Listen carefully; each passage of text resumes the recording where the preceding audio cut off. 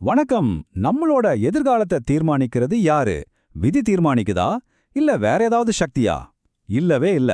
உங்களோட எதிர்காலத்தை நீங்க தான் உருவாக்க போறீங்க. அது எப்படின்னு தெரிஞ்சுக்கணுமா?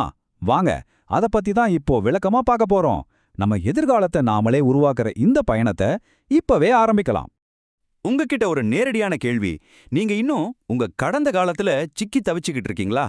அச்சச்சோ, அன்னைக்கு நான் அப்படி செஞ்சிருக்கவே கூடாது, அது மட்டும் நடக்காம இருந்திருந்தா என் வாழ்க்கையே வேற மாதிரி இருந்திருக்கும் அப்படின்னு பழைய விஷயங்களையே நினைச்சு இன்னைக்கும் வருத்தப்படுறீங்களா? நம்மள பலருக்கும் இந்த அனுபவம் கண்டிப்பா இருக்கும் இல்லையா? சரி, நம்ம எதிர்காலத்தை உருவாக்குறதுக்கான பயணத்துல முதல் படி, ரொம்ப ரொம்ப முக்கியமான படி என்ன தெரியுமா? நடந்ததை மறந்துடுறது. ஒரு புது அத்தியாயத்தை ஆரம்பிக்கணும்னா பழைய பக்கத்தே பார்த்துட்டு இருந்தா எப்படி? அதை அப்படியே திருப்பி வச்சுட்டு அடுத்த பக்கத்துக்கு வரணும். பழைய சுமைகளை இறக்கி வச்சா மட்டும்தான் புதுசா வர்ற வாய்ப்புகளை நம்மளால கையில எடுக்க முடியும். இந்த வரியோட ஆழத்தை கொஞ்சம் கவனிச்சு பாருங்க. ஏற்கனவே நடந்து முடிஞ்சதை குறித்து வருந்தாதே. ஏன் அப்படி சொல்றாங்க? ஏன்னா கடந்த காலத்தை பத்தின அந்த வருத்தம் இருக்கு பாருங்க, அது ஒரு பெரிய நங்கூர மாதிரி நம்மள முன்னேற விடாம ஒரே இடத்துல கட்டி போட்டுடும். அந்த நங்கூரத்தை நாம எப்ப அறுத்தெறிகிறோமோ அப்பதான் நம்ம வாழ்க்கைங்கிற கப்பல் முன்னோக்கி போகும். சரி, கடந்த காலத்தை பத்தி பேசுனது போதும். இப்ப நம்ம கவனத்தை முழுசா திருப்ப வேண்டிய நேரம் வந்தாச்சு. ஏன்னா எதிர்காலம் முழுக்க முழுக்க நம்மளோடது. இது ஒரு புது நம்பிக்கையான ஆரம்பத்துக்கான ஒரு அழைப்பு. யோசிச்சு பாருங்க. கடந்த காலங்கிறது எழுதி முடிச்ச ஒரு புத்தகம். அது இனிமே ஒரு வார்த்தை கூட மாத்த முடியாது. ஆனா எதிர்காலம் அப்படி இல்ல. அது ஒரு திறக்காத வெள்ளை பேப்பர் நிறைஞ்ச புத்தகம் மாதிரி. அதுல என்னவே முடியாத அளவுக்கு பக்கங்கள் நம்ம முன்னாடி விரிஞ்சு கிடக்குது. அந்த ஒவ்வொரு பக்கத்திலையும் உங்களுக்கு பிடிச்ச கதையை நீங்க தான் எழுத போறீங்க. இதோ இதுதான் நம்மளோட மைய புள்ளி. உனது எதிர்காலத்தை நீயே உருவாக்கு. இத வேற யாரோ வந்து நமக்காக செய்ய மாட்டாங்க. அந்த சக்தி, அந்த முழு பொறுப்பு நம்மகிட்ட, ஆமாங்க, உங்ககிட்ட தான் இருக்கு. உனது எதிர்காலத்தை நீயே உருவாக்கு. கேட்கவே ரொம்ப பவர்ஃபுல்லா இருக்குல்ல? ஆனா அதை எப்படி செய்யறது? அதுக்கு ஏதாவது வழிமுறை இருக்கா?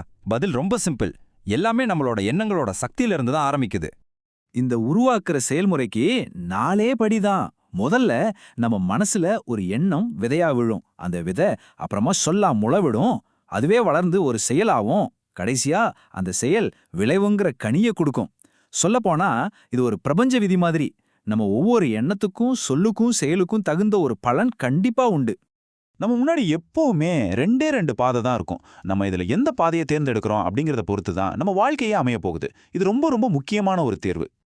இப்போ இந்த ரெண்டு எதிரெதிரான சக்திகளை பாருங்க. ஒரு பக்கம் நெகட்டிவ் சக்தி, நம்மளோட தீய எண்ணங்களும் செயல்களும் நம்மளையே தாக்குறதுக்கு காத்துக்கிட்டு இருக்கு.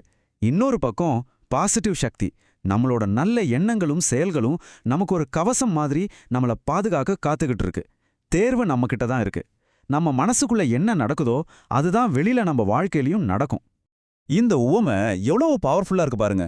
புலிகளைப் போல, அதாவது நம்மளோட எதிர்மறையான எண்ணங்கள் சும்மா இருக்காது. அதுங்க சரியான சந்தர்ப்பம் கிடைக்கிறப்போ நம்மள பலவீனப்படுத்த, நம்ம மேல பாயறதுக்கு எப்பவும் தயாரா காத்துக்கிட்டே இருக்கும். அந்த புலிகளுக்கு அப்படியே நேர்மாறா இங்க பாருங்க, 1,00,000 தேவதைகளோட சக்தி. அடேங்கப்பா! நம்மளோட நல்ல எண்ணங்களும் செயல்களும் ஒன்னு சேர்ந்து நமக்கு ஒரு நிரந்தரமான பாதுகாப்பு கவசத்தையே உருவாக்குது.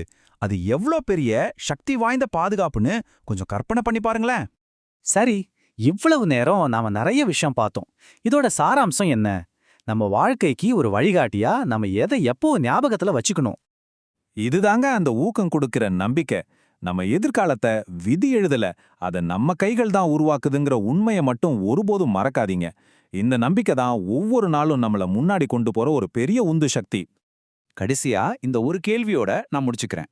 நீங்க எடுக்கிற ஒவ்வொரு முடிவிலும், உங்க ஒவ்வொரு எண்ணத்திலும், ஒவ்வொரு செயல்லையும் நீங்க யாருக்கு உணவளிக்கிறீங்க? உங்களை அழிக்க காத்திருக்கும் புலிகளுக்கா, இல்ல உங்களை பாதுகாக்க காத்திருக்கும் தேவதைகளுக்கா? இந்த தேர்வு உங்க கையில தான் இருக்கு.